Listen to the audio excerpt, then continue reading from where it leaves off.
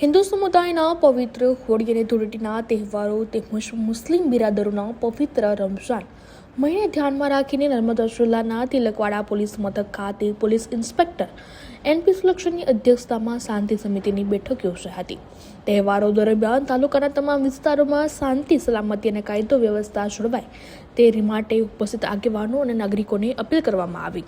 PI NP સોલંકીએ જણાવ્યું કે હાલ રમઝાન મહિનો ચાલી રહ્યો છે અને સાથે હોળી ધૂળેટીની ઉજવણી થવાની છે, ત્યારે કેટલાક અસામાજિક તત્વો શાંતિ ભંગ કરવાનો પ્રયાસ કરતા હોય છે. ખાસ કરીને સોશિયલ મીડિયામાં ખોટી અને ભડકાઉ પોસ્ટ મૂકવામાં આવતી હોય છે.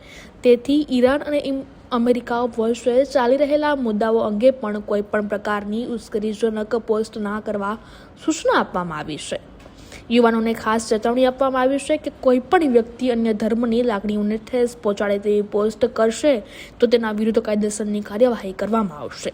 અફવાઓથી દૂર રહેવા અને તહેવારો કોમી એકતા, ભાઈચારા અને શાંતિપૂર્ણ વાતાવરણમાં ઉજવવા માટે સૌને સહકાર આપવા અપીલ કરવામાં આવી છે.